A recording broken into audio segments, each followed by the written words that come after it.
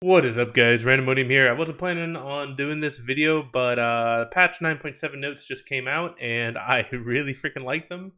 So I figured I'd do a video on them, and we can talk about it a little bit. So we'll get right into it. So Kale, armor growth, health regen decrease, Q cost increase, movement speed decrease, cost increase, E damage reduced, but now has a ratio. Uh, hmm. Looks like they're actually like making her early game even worse than it already is, which is kind of weird. Um, they are nerfing her late game a little bit more too. I feel like they should have given her early game a little bit more of a boost and maybe tone down her late game. I'm curious to see how this is going to affect competitive play. For Urgot, they dropped the damage on his passive in the late game. And they up the cooldown of his disdain and the mana cost of his disdain, and they reduce the damage on his ultimate. Yeah, so he was really powerful after they did this kind of the mini rework on him. So I'm kind of glad that they're toning down a little bit of his power. Kind of weird that he's now in the jungle. But I think this is good. This will put him more in line with the rest of the champions. For Azir, they're actually giving him a buff, shockingly. So they're giving him increased health regen growth per level, and then Q on damage is going up ever so slightly. Yeah, so they got to be very careful because Azir is still like a situational pick in the pro meta. I know that people complain about him being really weak in solo queue. But he's just an absolute monster and competitive. He just has so much versatility as a competitive pick. So they have to be very careful how much they buff him. Otherwise, he'll get into kind of perma pick ban status.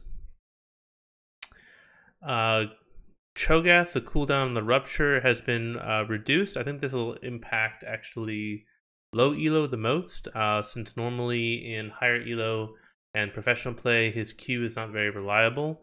So yeah, this is kind of a buff to kind of iron bronze level cho'gath. So I think we might see cho'gath a little bit more. Mundo's getting even more buffs. I think this might push him into competitive play, especially since we've been seeing a lot of flex picks that result in a lot of like multiple AP champions in multiple lanes.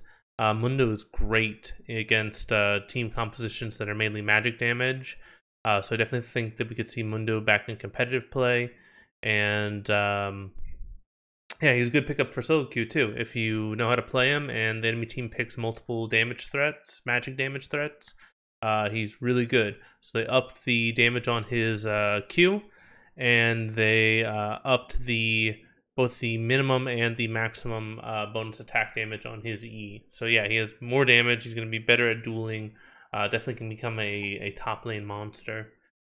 Garen, looks like they're making some slight changes to him. So they're basically increasing how much he can stack his passive resistances on W. They are reducing the cooldown, but they are also reducing the duration. So basically, similar uptimes on the ability. You can use it more often, but it has a lower duration. I think this is probably pretty good. Obviously, you're not going to see Garen in competitive, but it definitely helps him out in solo queue.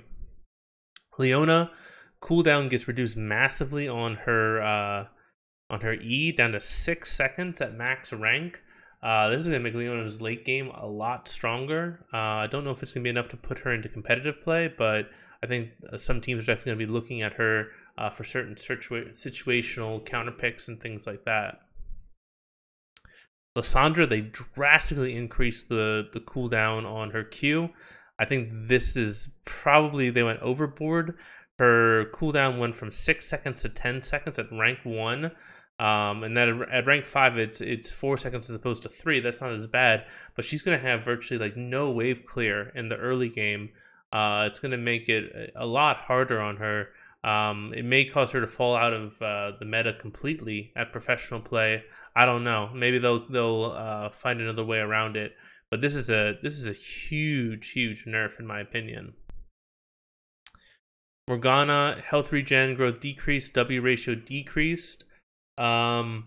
Yeah, so they did give her a little bit of extra power, and then it looks like they're trying to reduce a little bit of that power they gave her when they gave her that rework.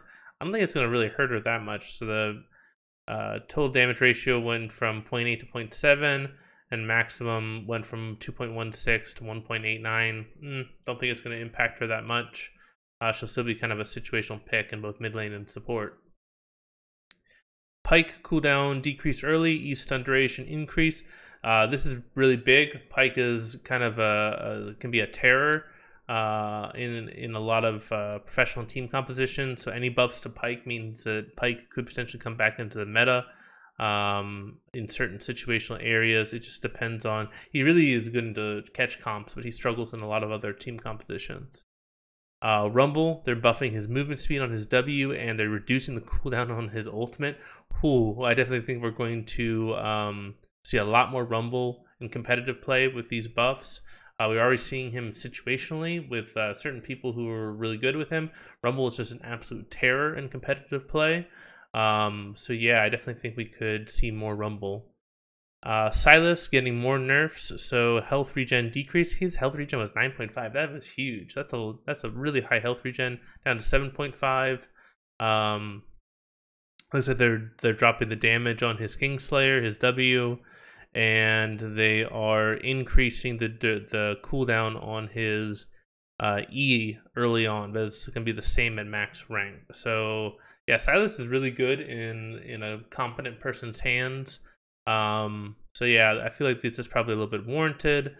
He's pretty damn strong right now, and he's just very hard to kill. His amount of healing that he gets is just kind of absurd.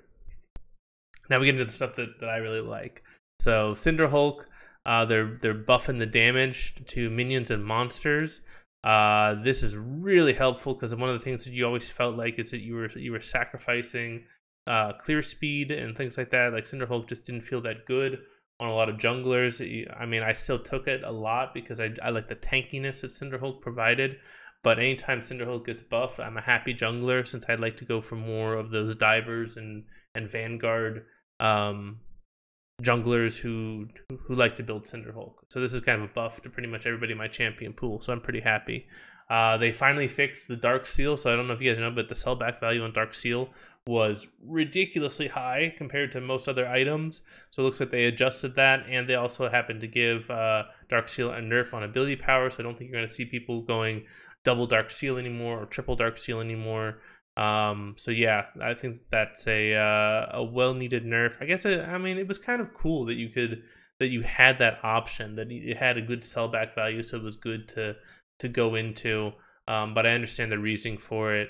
They're just saying that it's like a greedy purchase into another greedy purchase, but it's way too efficient for how greedy it's supposed to be.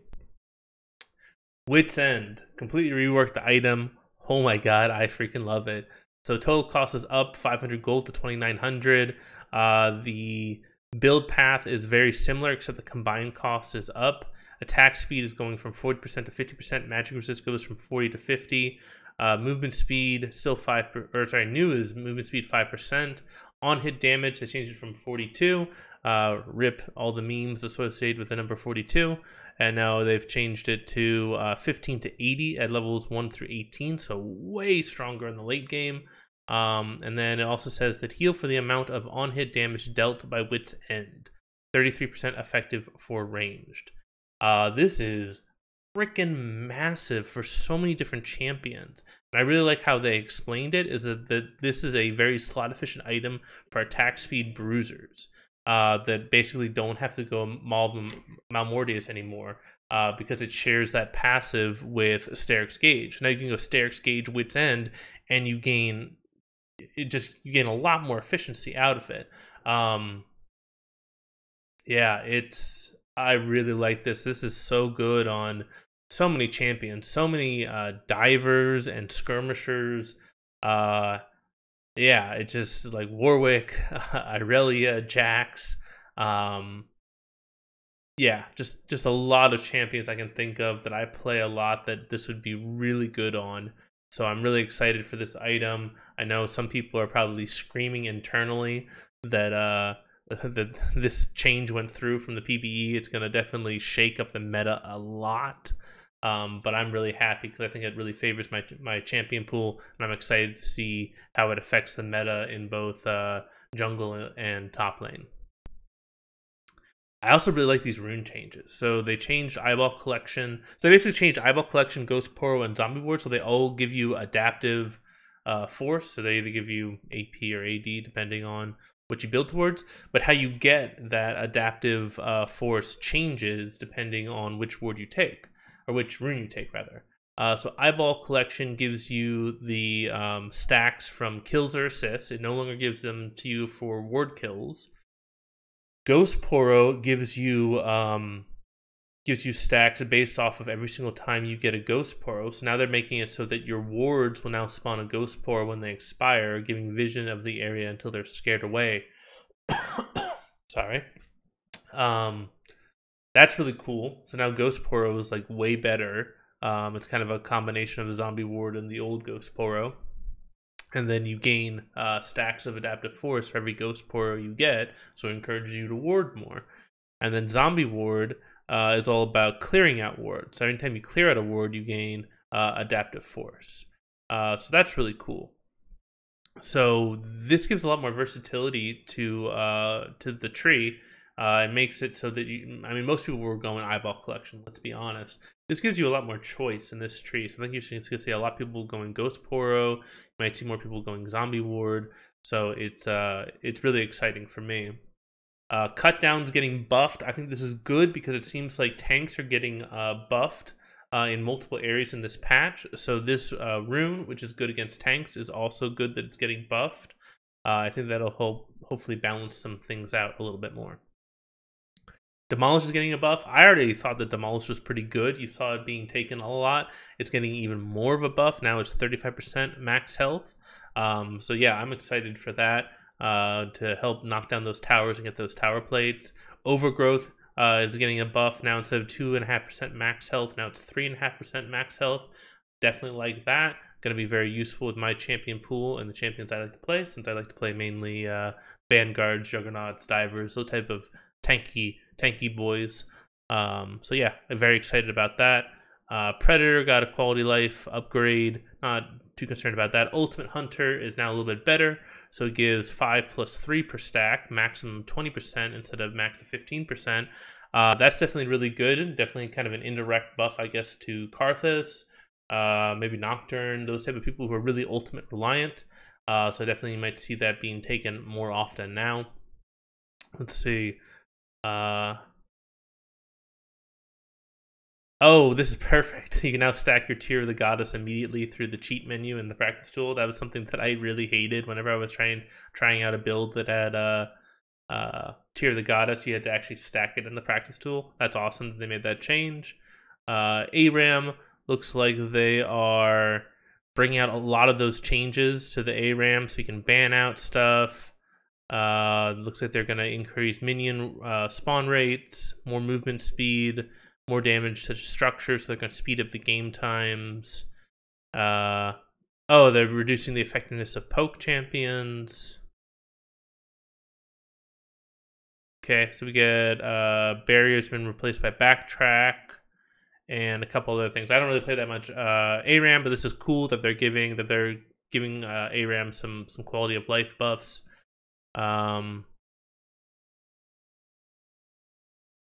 So Mac client, sorry, I don't use Mac, so I don't really care that much. Your shop returns, very cool. I definitely like your shop. Hopefully I get some good discounts. And then we get some bug fixes. And of course, Dunkmaster Ivern. I know a lot of people have been hating on this skin, but I think it's freaking hilarious. So yeah, I'll probably be using it. And then of course, Hextech Jarvan. Finally, I have a Hextech skin for a champion that I play all the time. So I absolutely will be picking up Hextech Jarvan. I definitely have plenty of gemstones, so I'm super excited for that.